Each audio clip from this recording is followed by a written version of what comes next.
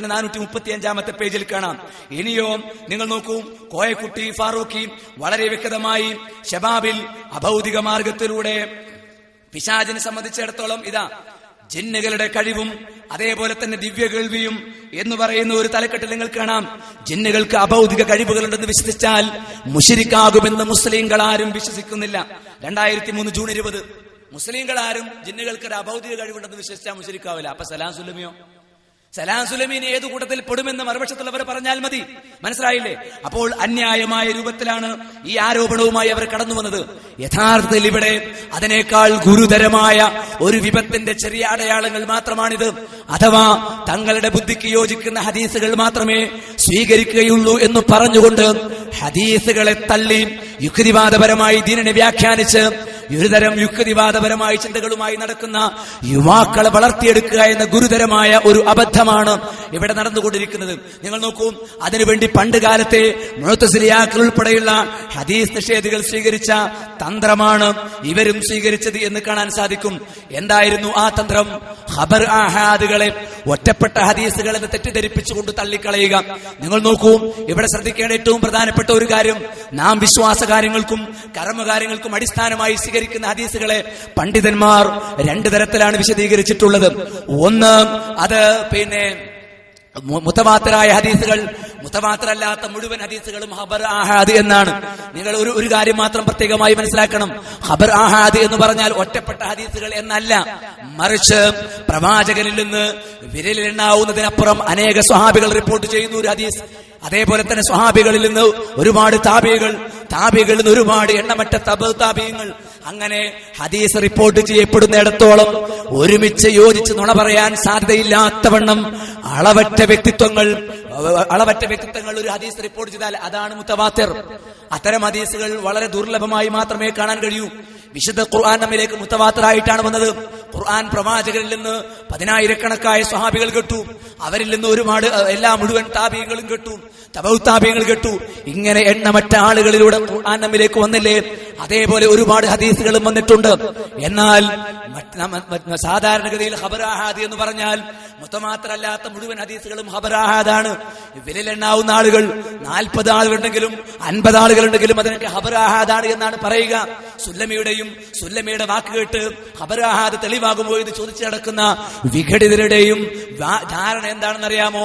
അത് ഖുർആനിനെതിരായ ഹദീസുകളാണ്, ഒറ്റപ്പെട്ട ആരോ പറഞ്ഞ ഹദീസാണ്. അല്ല, ഖബർ ആഹാദിനെ നിഷേധിച്ചുകൊണ്ടാണ് ഹദീസ് നിഷേധികളായ ആളുകൾ ആദ്യകാലത്ത് കടന്നു വന്നത് എന്ന് ഞാനല്ല, യുവത തന്നെ ഇപ്പോൾ വിശ്വാസ സമാഹാരം എന്ന് പറഞ്ഞു പുറത്തിറക്കിയല്ലോ. ഏത്? കർമ്മസമാഹാരമല്ല, വിശ്വാസ സമാഹാരം തന്നെ. വൈരുദ്ധ്യം എന്ന് പറയേണ്ടത് ഖബർ ആഹാദിനെ നിഷേധിക്കുന്ന അബ്ദുസ്സലാം സുലമി അതിന്റെ അസോസിയേറ്റ് എഡിറ്ററാണ്. മാത്രവുമല്ല, ഈ ഹദീസ് ഗ്രന്ഥത്തിലെ 80% ഹദീസുകളും ഖബർ ആഹാദാണ്. മുതവാത്തിറായ ഹദീസുകൾ കുറച്ചു മാത്രമേ കൊടുത്തിട്ടുള്ളൂ. വിശ്വാസ കാര്യങ്ങൾക്ക് ഖബർ ആഹാദ് അവലംബിക്കാൻ പാടില്ല എന്നുള്ളത് വിഘടിതരുടെ തീരുമാനമാണോ? എങ്കിൽ ഇങ്ങനെ ഒരു പുസ്തകം അവർ ഇറക്കാൻ പാടുണ്ടോ? ആ പുസ്തകത്തിൽ ഖബർ ആഹാദ് എന്നൊരു തലക്കെട്ടുണ്ട്. നബി സല്ലല്ലാഹു അലൈഹി വസല്ലമയുടെ കാലം മുതൽ തന്നെ ഖബറുൽ വാഹിദ് സ്വീകരിക്കപ്പെട്ടിരുന്നു എന്നതിന് ധാരാളം തെളിവുകൾ കാണാവുന്നതാണ്. ഞാൻ വിശദീകരിക്കുന്ന സമയത്തിന്റെ പരിമിതി കൊണ്ട് ഇതിന്റെ 33-ാമത്തെ പേജ് മുതൽ തെളിവുകൾ നിരത്തിയിരിക്കുന്നു. മടവൂരികളൊന്ന് വായിക്കട്ടെ, അവർ പുറത്തിറക്കിയ ഗ്രന്ഥമൊന്ന് വായിക്കട്ടെ. 43-ാമത്തെ പേജിൽ വീണ്ടും കാണാം, സ്വഹാബികളെ കുറിച്ചുള്ള വീക്ഷണ വൈരുദ്ധ്യങ്ങൾക്കനുസരിച്ച് ഹദീസിനോടുള്ള സമീപനത്തിലും അവർക്കിടയിൽ അന്തരമുണ്ടായി. അവരിൽ ചിലർ സ്വഹാബികൾ ഹദീസുകൾ ഒട്ടും സ്വീകരിക്കാത്തവരാണെങ്കിൽ മറ്റു ചിലരെല്ലാം സ്വീകരിക്കുന്നു. ചിലരാകട്ടെ ആഹാദായ ഹദീസുകളെ നിരാകരിക്കുന്നവരാണെങ്കിൽ മറ്റു ചിലർ മുതവാത്തിറുകളെ പോലും അംഗീകരിക്കാത്തവരാണ്. ആഹാദായ ഹദീസുകളെ അംഗീകരിക്കാത്തതിനെ ആക്ഷേപിക്കുകയാണ് അബ്ദുസ്സലാം സുലമി അസോസിയേറ്റ് എഡിറ്ററായി അവർ പുറത്തിരിക്കുന്ന ഹദീസ് സമാഹാരം എന്ന് കാണാൻ സാധിക്കും. ഞാൻ വിശദീകരിക്കുന്നില്ല. അതിൽ തന്നെ ഇനിയുമുണ്ട് എത്ര വിഷയം. അതേപോലെ തന്നെ അൽമനാർ എത്രയോ കാലഘട്ടങ്ങളായി ഖബർ ആഹാദ് നിഷേധിക്കുകയും ബുദ്ധിക്ക് നിരക്കാത്ത ഹദീസിനെ തള്ളുകയും ചെയ്യുന്ന ആളുകൾക്ക് മറുപടി പറഞ്ഞു പോന്നിട്ടുണ്ട്. പണ്ഡിത ശൃംഖലയിലെ അറ്റുവീണ 2 കണ്ണികൾ എന്ന ഈ വിഷയത്തിൽ നമ്മുടെ 2 പണ്ഡിതന്മാരെ ഓർമ്മപ്പെടുത്തിക്കൊണ്ട് അവരിൽ അനുസ്മരിച്ചുകൊണ്ട് പുറത്തിറങ്ങിയ ഒരു അൽമനാർ 1971 ഒക്ടോബർ 5. ആ അൽമനാറിൽ നിങ്ങൾക്ക് കാണാം സ്വഹീഹുൽ ബുഖാരി, സ്ഥിരപ്പെട്ട നബിവചനങ്ങളുടെ വിലപ്പെട്ട സമാഹാരം. ഞാനിത് വിശദീകരിക്കുന്ന ഹെഡിങ്ങുകൾ മാത്രം കണ്ടുപോയാൽ മതി. ഇപ്പോൾ നിങ്ങൾ ഇതിൽ വ്യക്തമായി പറയുന്ന ദുർവാചനം മാത്രം കേൾപ്പിക്കട്ടെ. സ്വഹീഹുൽ ബുഖാരിയെ പറ്റി ഒട്ടേറെ ആക്ഷേപങ്ങളുണ്ട്. എല്ലാം ഈയിടെ പൊങ്ങി വന്നവ. യുക്തിയുടെ പേരിൽ സ്വന്തം അഭിപ്രായങ്ങൾക്കും തോന്നലുകൾക്കും യോജിക്കാത്തതെല്ലാം തള്ളിപ്പറയുന്ന കുൽസിത ബുദ്ധികൾ, നൊടിഞ്ഞുണ്ടാക്കുന്ന കള്ളപ്രചാരണങ്ങൾ വാസ്തവത്തിൽ മറുപടിയെ അർഹിക്കുന്നില്ല. ഇക്കൂട്ടത്തിൽ സ്വഹീഹുൽ ബുഖാരിയെ പറ്റിയുള്ള ആക്ഷേപങ്ങളും പെടുത്താം. തന്റെ ചില നിഗമനങ്ങളോട് വിയോജിച്ചതിനാൽ മാത്രം സ്വഹീഹുൽ ബുഖാരി തോട്ടിലെറിയണമെന്ന് വരെ നാടുകളെ നാക്കിട്ടടിച്ച് നടക്കുന്നവർ ഇന്നും നമ്മുടെ സമൂഹത്തിലുണ്ട്. സ്വന്തം യുക്തിയാകുന്ന മാനദണ്ഡം വെച്ചളന്ന് സ്വഹീഹുൽ ബുഖാരിയിലെ ഒട്ടേറെ ഹദീസുകൾ തള്ളിക്കളഞ്ഞ് ആ മഹത് ഗ്രന്ഥങ്ങൾ ഒട്ടുമുക്കാലും വെട്ടിച്ചുരുക്കി അലങ്കോലപ്പെടുത്തിയവരും കുറവല്ല. എന്നിട്ടിങ്ങനെ തൊട്ടടുത്ത ലക്കങ്ങളിൽ ഡിസംബർ 1971 ഡിസംബർ 72 ഫെബ്രുവരി, ഞാനൊന്നും വിശദീകരിക്കുന്നില്ല, അദ്ദേഹത്തിന്റെ ലേഖനങ്ങൾ ഓരോന്നോരോന്ന് എടുത്തെടുത്തു വെച്ച് ഖബർ ആഹാദ് നിഷേധിക്കുന്നവരും ബുദ്ധിക്ക് ഉൾക്കൊള്ളാത്ത നിഷേധിക്കുന്നവരും അവർക്ക് കൃത്യമായി മറുപടി നൽകുന്നത് നമുക്ക് കാണാൻ സാധിക്കും. ഇവിടെ നേരത്തെ സലഫ് സൂചിപ്പിച്ചില്ലേ, ഇപ്പൊ അവർ ചോദിക്കുന്നത് ഞങ്ങൾ എവിടെയെങ്കിലും ഹദീസ് നിഷേധിച്ചിട്ടുണ്ടോ എന്നാണ്. നിങ്ങൾ തന്നെ ആ വാചകം ഒന്ന് കേൾക്കുക. ഞാൻ 60 ഹദീസ് ദുർബലപ്പെടുത്തിയോലോ, ഓരൊറ്റ ഹദീസ് കൂട്ടരെ ബുഖാരിത്തെ ഞാൻ ലൈഫാക്കി കാണിച്ചു തരാം. ഞാൻ കാണിച്ച ഏതാണ്ട് 20ഓളം ഹദീസുകൾ അദ്ദേഹം ലൈഫാക്കി പല നിലക്ക് തള്ളിയത് എന്റെ കയ്യിലും കൊണ്ടുവച്ചിട്ടുണ്ട്. എല്ലാം കൂടി വായിക്കൂല, കയ്യിലുണ്ട്. വേണമെങ്കിൽ കാണിച്ചു തരാം, ഫോട്ടോ കോപ്പി എടുത്ത് തരാം, ലക്കങ്ങൾ പറഞ്ഞൊക്കെ ചെയ്യാം. മനസ്സിലായില്ല, വിഷയം അതല്ല. എന്നാൽ അദ്ദേഹം തന്നെ ലൈഫാക്കിയിട്ടുണ്ട് മുമ്പ്. ഇപ്പോൾ അദ്ദേഹത്തിന് പേടിയുണ്ട്. ഹദീസ് നിഷേധിയാണ് എന്ന് പേര് വീഴുന്നതിൽ ഭീതിപ്പെടുന്നത് കൊണ്ട് ഇപ്പോൾ അദ്ദേഹത്തിന് കാണിച്ചു തരാൻ പറ്റുമോ എന്ന് ചോദിക്കുന്നു. എന്നാൽ അദ്ദേഹം പറഞ്ഞുപോയ കാര്യം, നേരത്തെ പറഞ്ഞുപോയ കാര്യങ്ങൾ നിങ്ങളൊന്ന് കേൾക്കുക. അദ്ദേഹം അത് പിൻവലിച്ചോ? അന്ന് ഞാൻ നിഷേധിച്ചു എന്ന് പറഞ്ഞ് തെറ്റാണെന്ന് പിൻവലിച്ചോ എന്ന് നമുക്കറിയണം.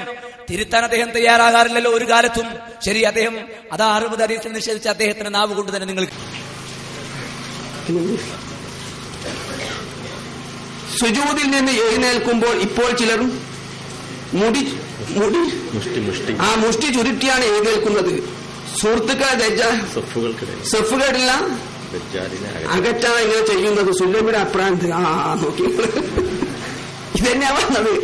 ഞാൻ 60 ഹദീസ് ലൈഫാക്കിയിട്ട് മുജാഹിദ് എന്തെങ്കിലും നഷ്ടപ്പെട്ടുള്ള സുന്നത്ത്? നിങ്ങൾ 60 ഹദീസ് ലൈഫാക്കിന് പറയില്ലാതെ കൂട്ടർ ഞാൻ ലൈഫാക്കിയോണ്ട് മുജാഹിദ് പ്രസ്ഥാനം വിശ്വസിച്ചു പോകുന്ന ഏത് വിശ്വാസത്തിനെ നഷ്ടം സംഭവിച്ചത്? ഏത് സുന്നത്തെ അവർക്ക് നഷ്ടപ്പെട്ടത്?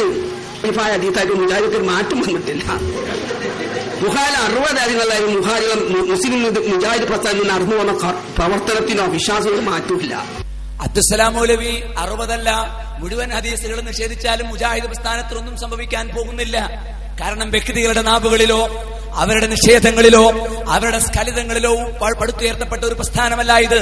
വ്യക്തമായി പ്രമാണങ്ങളുടെ അടിസ്ഥാനത്തിൽ ആശയം തുറന്നു പറയുകയും ഭൗതികമായ ഒരു നേട്ടവും മുന്നിൽ വെക്കാതിരിക്കുകയും ചെയ്യുന്ന പ്രസ്ഥാനമായതുകൊണ്ട്. പക്ഷേ അദ്ദേഹം ആ ചോദ്യം ഉന്നയിച്ചെടുത്തതിന് 2 ഹദീസുകളെ ചിരിച്ചു തള്ളി, സ്വഹീഹ് ഹദീസുകളെ തള്ളി. ഇനി ഇതാ ഇവിടെ ഞാൻ വിഷയങ്ങളൊന്നും സൂചിപ്പിക്കാം. അദ്ദേഹം